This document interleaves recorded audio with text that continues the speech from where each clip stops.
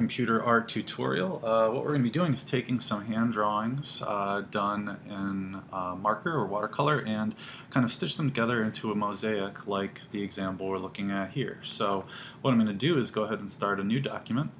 I'm going to assume that maybe US paper size is a good place to start for the size.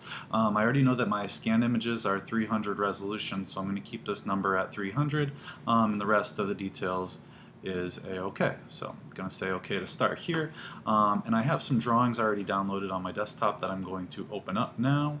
I'll go to File, Open, and then as you can see here on my desktop, I have a folder called Dots where I have these three JPEG images that were scanned in. So if I hold Shift and then click on the last image in this set, I can open all three.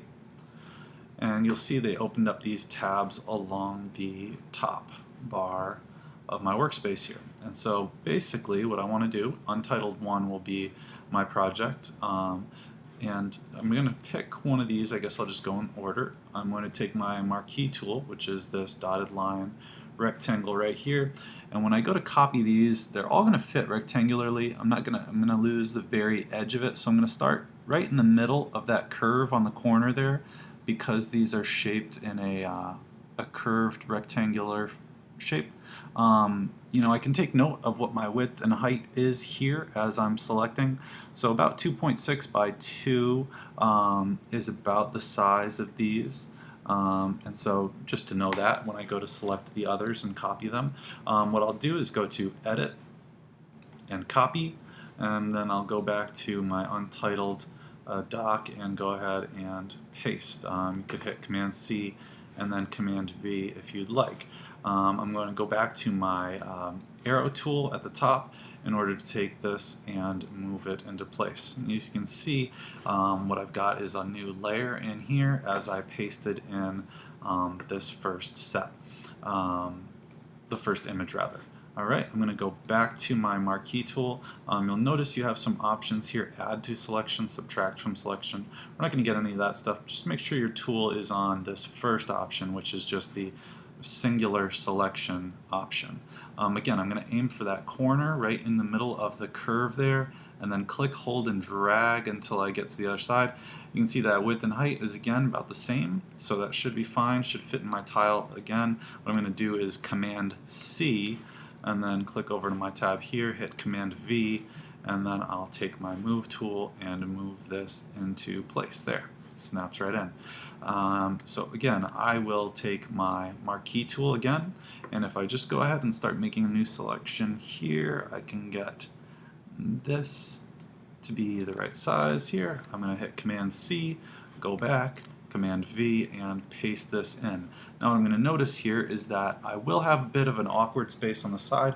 I'm going to just crop this later once I get finished with the whole project. So again, really quick, going to fly through these other images and then show you how to crop them. And again, I'll go V, click, and move this into place. So this one is all done. So I'll actually go ahead and close that one, go to dot set 2 here. I'm going to go ahead and click again in the middle of that curve, go down to the bottom edge here, Command C, go back to my original, Command V, and then I will take my move tool and move this into place. It is snapping these into place for me, which is nice because it can be difficult to see where the edges are exactly. But again, just keep this pattern going. Click in the middle of that corner there, click and drag. Take that, Command C, hit Command V, move this one into place here, and then go back. Just a couple more here.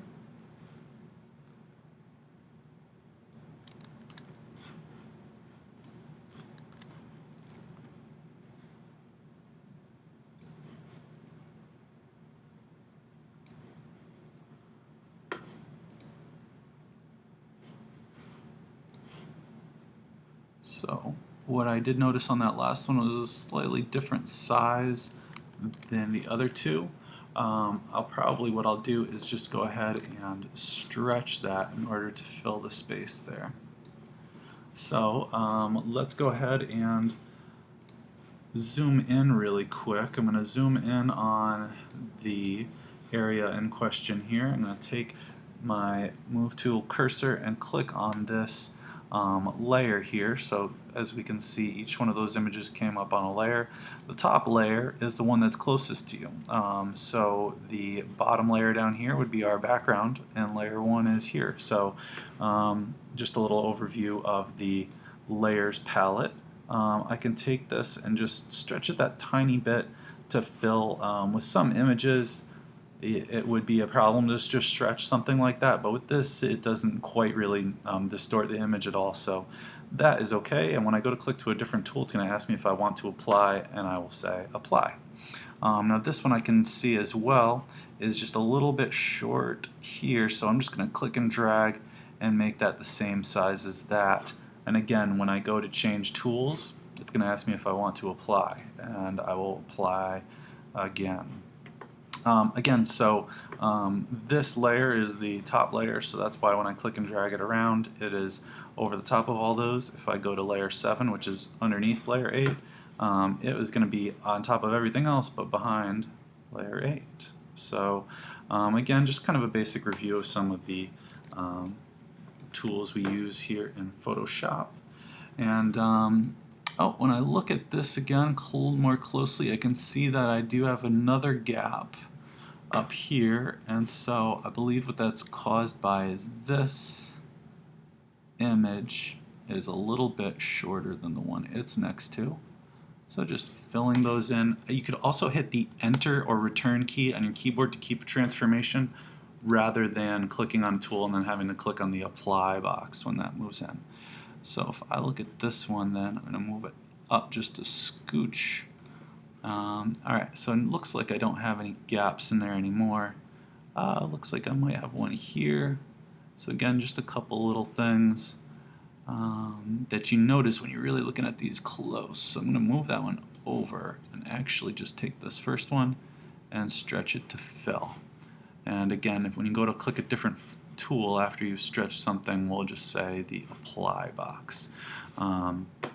Now, one thing too to go back on is when you click on an object, it doesn't automatically select. You may have to check these two boxes, the auto select and the show transform controls, so that when you click on an image or a layer, that it will actually show you the box around and where you can pull from on an image.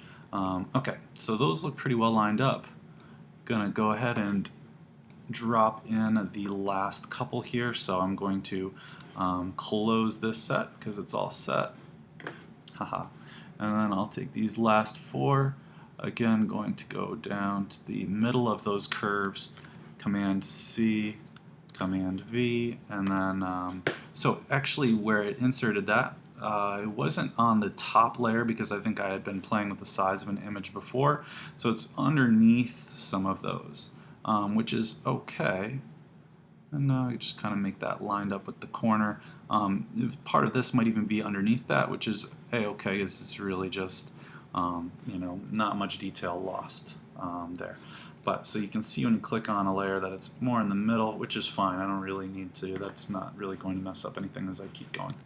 So again, I'm going to take my marquee tool, new selection, just a couple more here, Command C and Command V. Now this one, it looks like it did put on my top layer because the last layer I had selected was 8. So it naturally went and put it on top of the layer that I previously had. So again, I can notice that this is just a little bit off. I'll just stretch it to fill there. And again, hit on a different tool. It'll ask me if I want to apply, and yes. Alright, last couple. And I'll go ahead, select, click drag. That didn't work out as well, so I'm actually going to hit Command D to deselect. And I'm going to do once more. There we go. I think I got it the right size. Command C, Command V. Again, the V key on your keyboard will bring you to your Move tool more quickly. The quick key for the Marquee tool, you'll see at the end there, it says Rectangular Marquee Tool M. You can hit the M key on your keyboard, will take you there quick. And then again, the Move tool, the arrow tool, if you wait over a tool long enough, it will tell you their Move tool V is the V key on your keyboard. Will bring you to that tool more quickly. If you have a project like this and you want to get going a little more quickly, it saves you just a little bit of time to know those quick keys. So again, Command C, gonna go back, Command V. I'll hit the V key on my keyboard in order to get my Move tool up, and I'll move that into place. Let's see, I'll just click off to the side here. I'll hit Z, or my magnifying glass for my zoom tool. I'm just going to go in here and take a look. I'm going to hit V to get to my arrow key tool and just scooch this in just a tiny bit so that is pretty good. I'll hit Enter or Return in order to keep my transformation there. And as I just kind of scan over to see if I have any other gaps, I think this could probably come down that little bit. Again, Enter or Return to keep your transformation. And that looks pretty good. Alright, so I am pretty much done. I'm going to do my last step here. I'm going to take the crop tool and just move in this corner edge so that it fits right to my work. And then if you click on the crop tool again or hit Enter, it will crop your image. Then I'll go ahead, File, Save As. If I want to edit this project at all, I need to save it as a PSD file or a Photoshop document. And if I want to just use this to upload to the web or post online or something else, I would save it as a JPEG. So we'll call it set finish, and save it. And as for JPEG options, quality 11 max works, baseline, all good. So that is just about it for this particular Photoshop tutorial. I hope you got what you need to know.